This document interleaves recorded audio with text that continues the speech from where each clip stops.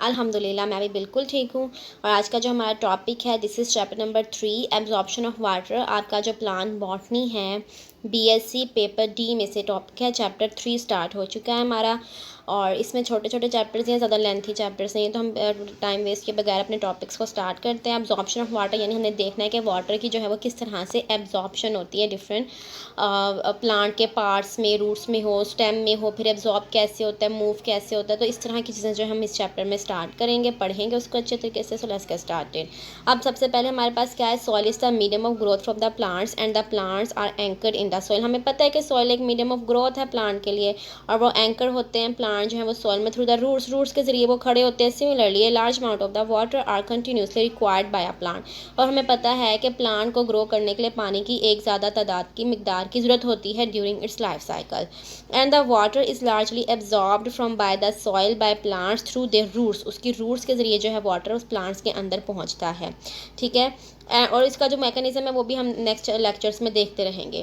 There for better understanding of the absorption of the water the composition of the soil and the anatomy of the root must be understand या must be taken into account. इसलिए जब भी हमने absorption of water के बारे में study करना है तो सबसे पहले हमारे पास ये ज़रूरी है कि हम देखें कि एक्चुअल में रूट्स कैसी हैं और सॉइल कैसी है, ठीक है। यानी सॉइल की कॉम्पोजिशन कैसी है, उसमें क्या चीज़ें प्रेजेंट है जो वाटर को एब्जॉर्ब करती हैं, नहीं करती हैं, वाटर को मूव करती हैं। उसके अलावा रूट की क्या कॉम्पोजिशन है, रूट की एनाटमी क्या है, उसमें सेल्स जो वो किस तरह से उसके इंटरनल स्ट्रक्चर में अरेंज है जिसकी मदद से वाटर जो है वो उस प्लांट के अंदर मूव कर सकता है या प्लांट उसको एब्जॉर्ब करता है और अपनी मशीनरी में जहाँ भी ज़रूरत पड़ती है वहाँ लेकर जाता है। ये it's just like a pump, water pump जैसे ज़मीन से पानी खींचता है ना, उसी तरह, बल्कि ये उससे बहुत ज़्यादा कॉम्प्लेक्स और एक परफेक्ट तरीके से जो है काम करने वाली मशीनरी है जो प्लांट का पूरा सिस्टम काम करता है, ठीक है। तो सबसे पहले हमने देखना है कॉम्पोजिशन ऑफ सॉइल के सॉइल में एक्चुअल में कौन कौन सी चीज़ें होती हैं। सॉइल आपको पता है इट्स ए मिक्सचर, ये एक पूरा मिक्सचर है, हेट्रोजीनियस है। हेट्रोजीनियस का मतलब ये कि इसमें बहुत से कंपाउंड है, डिफरेंट कंपाउंड्स है, सिर्फ एक तरह के कंपाउंड्स, केमिकल सब्सटेंसेस इसमें नहीं है, ठीक है। It's a heterogeneous mixtures of inorganic mineral particles, decaying organic matter, ठीक है। यानी इसमें डिकेइंग ऑर्गेनिक मैटर भी है, फिर लिविंग माइक्रो ऑर्गेनिजम्स भी हैं along with air and the various inorganic salts and organic molecules, ठीक है, dissolve in the water of the soil या फिर सॉइल वाटर जो होता है उसके अंदर ये सारी चीज़ें डिसॉल्व हैं। इन सब का आपको पता है, मिनरल हैं, ऑर्गेनिक हैं, इनऑर्गेनिक हैं, लिविंग ऑर्गेनिजम्स हैं, सब चीज़ें जो हैं ये सॉइल के अंदर ही प्रेजेंट हैं। अब इनऑर्गेनिक मिनरल पार्टिकल्स सबसे पहले क्या चीज़ होती है, inorganic mineral particles. The mineral particles are present as sand, smaller silt, slit, smaller clay particles. यानी ये जो क्ले है, सैंड है, सिल्ट है, सिल्ट है, ये चीज़ें जो हैं ये इनऑर्गेनिक मिनरल पार्टिकल्स, इसमें मिनरल्स होते हैं। अब सैंड जो है it exist as a coarse sand, coarse and the fine sand, यानी इसमें कोर्स भी है जो थोड़ी मोटी या थिक होती है और फाइन बहुत ज़्यादा बारीक होती है। In addition to these gravels भी उसमें प्रेजेंट है, ग्रेवल बजरी को कहते हैं। देखिए कुछ मीनिंग्स जो है ऊपर ही लिखे हैं क्योंकि ये मेरी अपनी ही बुक है।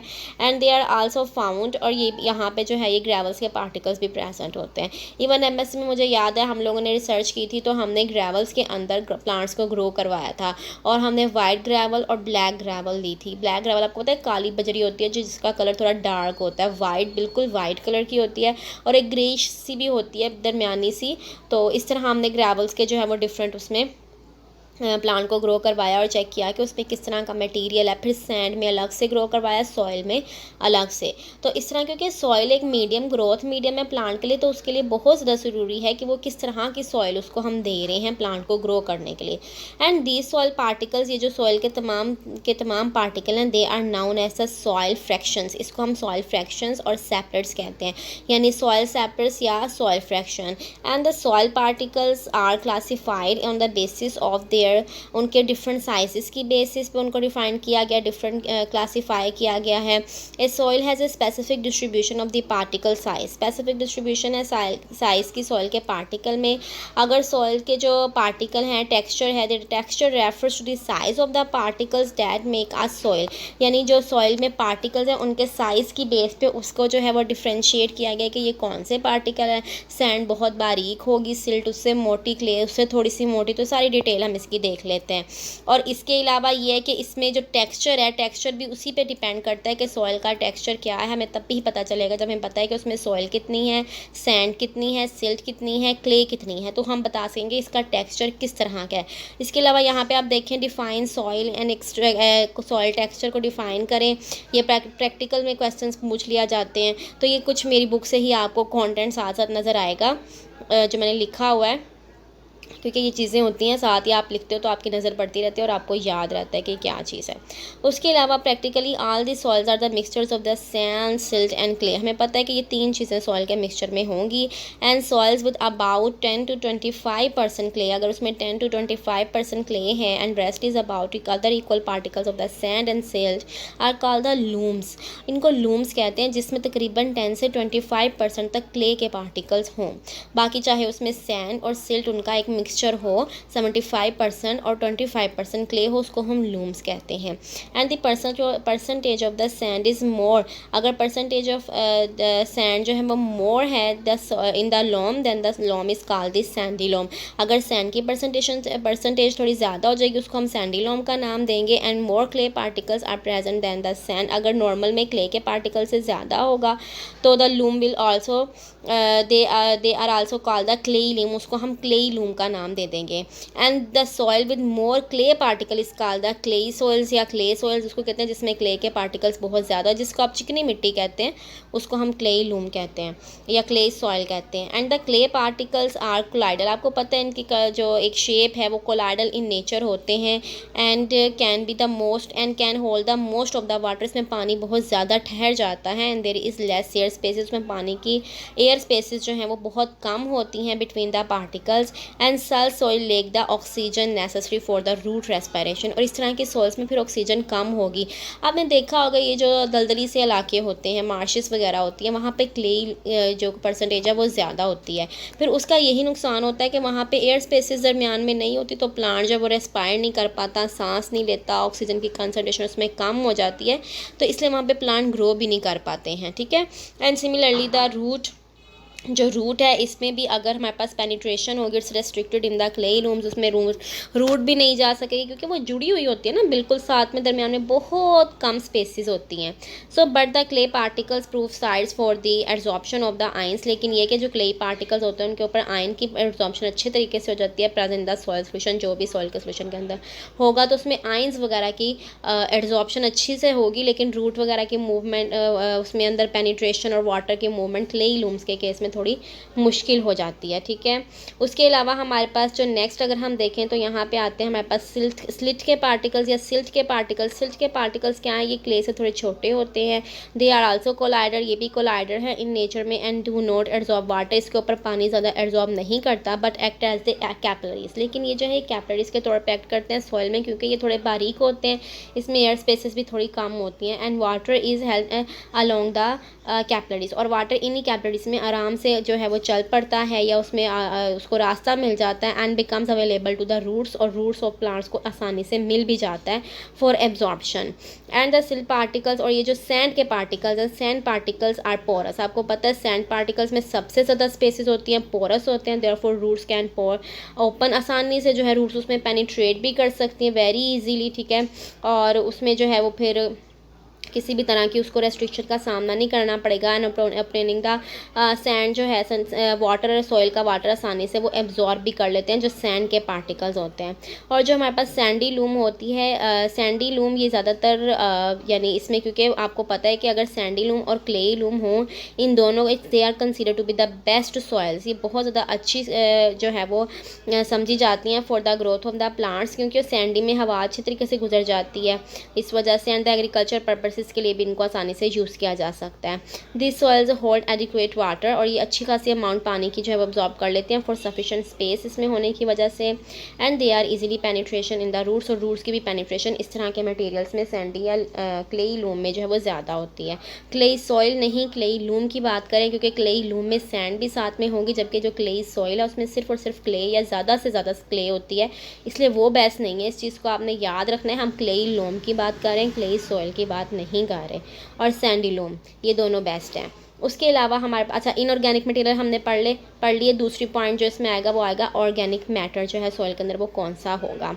दी ऑर्गेनिक मैटर, अब इसमें कौन सा रिमेन्स ऑफ द प्लांट्स हो सकते हैं जो गले सड़े होते हैं, एनिमल्स हैं, माइक्रो ऑर्गेनिज्म है, they are active upon the chemicals, क्या केमिकल्स जब उनके ऊपर एक्ट करते हैं, present in the soils and also by the micro organism, और जो माइक्रो ऑर्गेनिज्म वगैरह they break down the organic matter, organic matter को तोड़ेंगे in the soil and this results in the release of the organic ions जैसे carbon dioxide वगैरह हैं, और colloidal organic residues बच जाते हैं, दिस इज़ लेफ्ट एंड ये जो सब मटेरियल उसमें ऑर्गेनिक मटेरियल ज़्यादा से ज़्यादा बचता है, this is called the humus. इसको हम ह्यूमस कहते हैं और ये बहुत ज़्यादा अच्छा होता है प्लांट की ग्रोथ के लिए। मैं आपको एक सिंपल से एग्जांपल बताती हूँ। मैंने ना घर में बनाई थी, जिसको आप कहते हैं फर्टिलाइज़र कह लो या ऑर्गेनिक फर्टिलाइज़र कह लें या खाद कहते हैं, जिसको कि देसी खाद भी कहते हैं, ऑर्गेनिक भी कह सकते हैं आप उसको। तो उसमें मैंने क्या किया था, जस्ट जो घर में हम यूज़ करते हैं ना फ्रूट्स एंड वेजिटेबल्स, उनके जो भी पील्स थे, उनके जो छिलके वगैरह थे, उनके रिंस थे, उन सबको यानी मैं फेंकती नहीं थी और उनको संभाल लेती थी, ठीक है।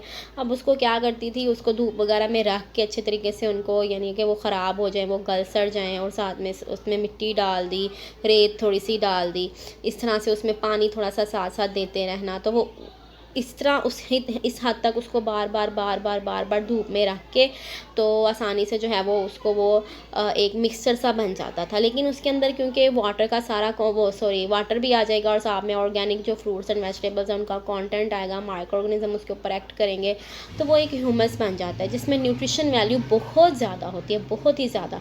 तो फिर उसको एज़ फर्टिलाइज़र मैंने डिफरेंट प्लांट्स में यूज़ किया और उसने अच्छा रिजल्ट दिया। बहुत ज़्यादा अच्छा नहीं मैं आपको कहूँगी, लेकिन हाँ अच्छा रिज़ल्ट दिया है उन्होंने, क्योंकि ऑर्गेनिक चीज़ आपको पता है थोड़ा स्लो रिज़ल्ट देती है, लेकिन ठीक। तो ये जो सारा मटेरियल था इसमें ऑर्गेनिक मैटर वगैरह डिकम्पोज होता है, वाटर माइक्रो ऑर्गेनिज्म वगैरह डिकम्पोजिशन का प्रोसेस करते हैं, जिसमें बैक्टीरिया फंजाई वगैरह हैं। तो वो फिर जो मटेरियल बनता है ना वो ह्यूमस होती है।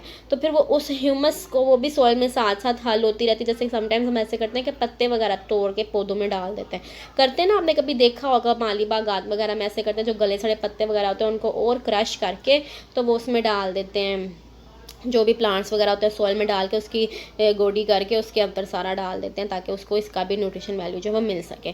तो ये सारा काम ये ह्यूमस की वजह से होता है। और द प्रेशर, जब उसके ऊपर प्रेशर पड़ता है, टेम्परेचर पड़ता है, डेथ ऑर्गेनिज्म वगैरह उनकी पूरी डिकम्पोजिशन होती है अच्छे तरीके से, इसी को हम पूरे को जो है वो ह्यूमस का नाम देते हैं और इसको हम यूज़ करते हैं और इस प्रोसेस को हम ह्यूमिफिकेशन कहते हैं, ठीक है।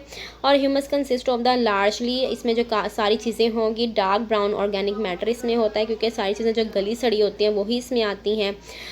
फॉस्फोरिक कंपाउंड इसमें काफ़ी ज़्यादा आ जाते हैं, क्योंकि प्लांट के जो लीव्स वगैरह हैं वो काफ़ी इसमें टूट जाते हैं, तो उसमें फॉस्फोरस प्रेजेंट होती है, ठीक है। और उसके अलावा जो भी डिराइव्ड मैटर वगैरह हैं फ्रॉम एनी लिविंग प्लांट या डाइड प्लांट जो हैं, लिग्निन के पार्टिकल्स उसमें आ जाते हैं, एंड द ह्यूमस पार्टिकल्स, और ये जो ह्यूमस के पार्टिकल्स हैं they are intimately in the soil, वो सॉइल में हल हो जाते हैं, मिक्स हो जाते हैं, और ये फिर क्या करते हैं, they are the matters of the soil, soil का ही हिस्सा बन जाते हैं।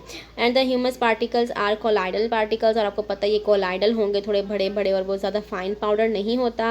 And that decompose that become hydrated, और वो पानी को जस्ट भी करता है, उसमें पानी गुजर भी जाता है with the water, hydrate with the water, and provide the adsorption, और वो एड्जॉर्प्शन साइड से एड्जॉर्प्शन सर्विसेज प्रोवाइड करते हैं for the mineral lines present in the water, जो भी पानी में या सॉइल के सोल्यूशन में मिनरल आइन है वो इसके ऊपर एड्जॉर्ब कर जाते हैं, आसानी से अटक जाते हैं, जिसको हम कहते हैं। और these ions becomes the available to the plant, ये आइंस जो है प्लांट्स को अवेलेबल होते हैं, roots for the absorption and the further degradation of the humic particles, और जो ह्यूमिक पार्टिकल्स इनकी और भी ज़्यादा डिग्रेडेशन होती है, result in the formation of the minerals in a process called the mineralization, और उसमें अगर मिनरल्स का भी एडिशन हो जाए तो हम उसको क्या कहते हैं कि मिनरलाइजेशन हो गई है। अब उसके अलावा जो थर्ड सॉइल का जो पार्ट बनता है या थर्ड कॉम्पोजिशन उसमें बनती है वो होता है सॉइल का वाटर कॉन्टेंट, यानी उसमें वाटर किस तरह से आता है, कितना होता है। Water is the second largest component, वैसे तो वो थर्ड उन्होंने डिस्कस किया, लेकिन वो सेकेंड लार्जेस्ट है। दूसरे नंबर पे सॉइल के लिए पानी बहुत ज़्यादा ज़रूरी है। Most organic chemical compounds and the organic molecules present in the soil and the soluble in the water, therefore that is the soil water is termed as the solution या soil solution हम इसको कहते हैं, क्योंकि जो सब उसमें minerals chemical substances वो सब वाटर में इजीली हल हो जाते हैं, इसलिए हम पूरे उसको नाम ही क्या देते हैं, सॉइल सोल्यूशन या सॉइल सैप, ठीक है। ये सब नाम हम किसको देते हैं, ये जो वाटर के अंदर डिजॉल्व हो गया सॉइल, उसको हम सॉइल सोल्यूशन या सॉइल सैप का नाम देते हैं। And the water in the soil exist in the various forms. अब कौन कौन सा वाटर इसमें आप कह सकते हो, कौन सी स्टेट्स इसमें होती हैं, वो हम देख लेते हैं। Any water that moves down through the soil, जो मोस्ट सॉइल के अंदर से गुजर जाता है पानी, responsible to the gravity is called the gravitational water. जो पानी ग्रेविटी की वजह से मूव करता है उसको हम कहते हैं कि ये ग्रेविटेशनल वाटर है। And it moves down the below the reach of the plant roots, वो उससे नीचे जाता है रूट से, क्योंकि वो ग्रेविटी की वजह से अट्रैक्ट होगा। And therefore unavailable for the absorption, लेकिन ये एब्जॉर्ब नहीं होगा क्योंकि ग्रेविटी की वजह से नीचे वाटर टेबल में ऐड होता जाता है। जाहिर है कुछ पानी ने नीचे भी तो जाना है ना ग्रेविटी की वजह से भी, ये तो नहीं कि सारा का सारा पानी ज़मीन से बस प्लांट खींची जाएगा, कुछ नीचे भी जाएगा जो वाटर टेबल में ऐड होता जाता है। इसी को हम ग्रेविटेशनल वाटर का नाम देते हैं। And water in the deep and the permanently saturated zone is called the ground water. और जो ग्राउंड वाटर है डीप टेबल से ऊपर जो वहाँ पे सैचुरेटेड होता है और वहीं पे रहता है, ज़्यादा वो मूव नहीं करता, उसको हम कहते हैं ground water. And the upper surface is of the layer of the water is called the water table. और जो अपर उसकी सरफेस होती है उसको हम वाटर टेबल कहते हैं, जहाँ से मोस्टली ये वाटर जो है डिफरेंट प्लांट्स हैं, एनिमल्स हैं, या सॉइल अपना जो है उसको एब्जॉर्ब करके तो वो ऊपर लेकर आते हैं। एक्चुअली ये वाटर टेबल होता है और ये भी जो है वो वक्तन फ़वक्तन मतलब डिक्रीज़ होता जा रहा है। इसके भी एक वो आप कह लें कि डिज़ास्टर्स इफ़ेक्ट आपको जब आप इन्वायरमेंटल साइंसेस को पढ़ते हैं या सुनते हैं तो आपको पता चलेगा कि ये भी इसके लेवल में डिक्रीज़ हो रहा है। उसके अलावा जी कैपिलरी वाटर आता है। Capillary water with examine the soil new hours after the watering, यानी जैसे हम वाटरिंग होती है या रेन होती है तो हम देखते हैं कुछ पानी ठहर जाता है। In the upper layer of the soil is dry and वो ड्राई होती है ऊपर वाली, लेकिन only water left in the soil is than remaining in the capillaries, यानी जो छोटे छोटे पोर वगैरह होते हैं कैपिलरीज बन जाती हैं सॉइल में, वाटर की वाटर उसमें से गुजरता है तो उसको हम कहते हैं this water held in the capillaries is called the capillary water and it is the source of the almost all the water. ये वही water available to the plant roots for absorption, जिसको पानी के जो उसकी रूट्स हैं plants की बहुत आसानी से एब्जॉर्ब करती हैं, इसी को हम कैपिलरीज वाटर कहते हैं। उसके अलावा हाइग्रोस्कोपिक वाटर है। Hygroscopic water molecules are the found in the colloidal particles में हमें जो ये वाटर के मॉलिक्यूल्स नज़र आते हैं, यानी जो सॉइल के कोलाइडल पार्टिकल्स हैं उनके इर्द गिर्द नज़र आते हैं, जैसे क्ले और ह्यूमस वगैरह के जो पार्टिकल हैं उसके साथ कोई जुड़े हुए हैं, उसको हम कहते हैं this is called the hygroscopic water. And plant can absorb only relatively small amount of the hygroscopic water, इसको भी किसी हद तक प्लांट जो एब्जॉर्ब करता है लेकिन काफ़ी स्मॉल अमाउंट में। उसके अलावा हमारे पास होता है जी सॉइल में केमिकली कंबाइंड वाटर, जो केमिकल तौर पर जो है वो पूरा अपने केमिकल रिएक्शंस करके बाउंड होता है डिफरेंट आयंस मिनरल्स वगैरह के साथ। And some of the water is also present chemically, ये केमिकली भी होता है जैसे ऑक्साइड्स की फॉर्म में, oxides of chemically compose of an chemical compounds के साथ जुड़ा होगा present in the soil. For example hydrated oxides of the of aluminium, iron and silicon, इनके जो ऑक्साइड्स होते हैं आपको पता है उसके अंदर वाटर के मॉलिक्यूल्स होते हैं। जब आप इसकी केमिकल कॉम्पोजिशन केमिस्ट्री में पढ़ते हो, एलुमिनियम ऑक्साइड की, सिलिकॉन ऑक्साइड की, आयरन ऑक्साइड के उसके साथ वाटर केमिकली बाउंड होता है, ठीक है, तो उसको हम कहते हैं कि केमिकली बाउंड वाटर है। उसके अलावा water content in the soil में वाटर का जो कंटेंट है वो किस तरह से होता है, इसमें फील्ड कैपेसिटी है। अब ये कुछ टर्म्स आ रही हैं, इन टर्म्स को आप अच्छे तरीके से अंडरस्टैंड करें ताकि आपको समझ आ जाए। फील्ड कैपेसिटी क्या है, the percentage of the moisture when the drainage of A water soil, यानी सॉइल में जब ड्रेनेज होती है slows down is called the field capacity, यानी किस हद तक एक पानी जो है वो एब्जॉर्ब कर सकती है सॉइल की सरफेस या सॉइल, ठीक है। इसी को हम कहते हैं कितनी परसेंटेज तक वो उसको अपने हाथ उसके पास कैपेसिटी कितनी है उसको एब्जॉर्ब करने की, इसको हम कहते हैं this is the field capacity. तो इन सब टर्म्स को आपने देखना है ताकि डिफ्रेंशिएट कर सकें। And the moisture in the soil the field capacity is usually lies between the 5% to 40%। आप ज़्यादातर देखेंगे कि होता है वाटर में फील्ड कैपेसिटी जो है सॉइल के अंदर। And the field capacity indicates the point eight which the large amount of the जो कैपिलरी है उसमें कोहेजन हो रही है, जो कैपिलरी अफेक्ट है they are equal to the forces of adhesion, यानी उसमें कोहेजन और एडहेशन हो रही है एक दूसरे के बराबर हो जाती है। And field capacities also are measure of the storage of capacity of the soil, यानी वही मैंने आपको बताया आम जुबान में कि सॉइल किस हद तक वाटर को एब्जॉर्ब कर सकता है, उसकी कैपेसिटी कितनी है, पावर कितनी है, उसको हम फील्ड कैपेसिटी कहते हैं। Water contents of the soil, अब वाटर कॉन्टेंट सॉइल में कौन से होंगे? The weight of the water in a given weight of a soil is on an oven of 105 degree Celsius is called the water content of a soil.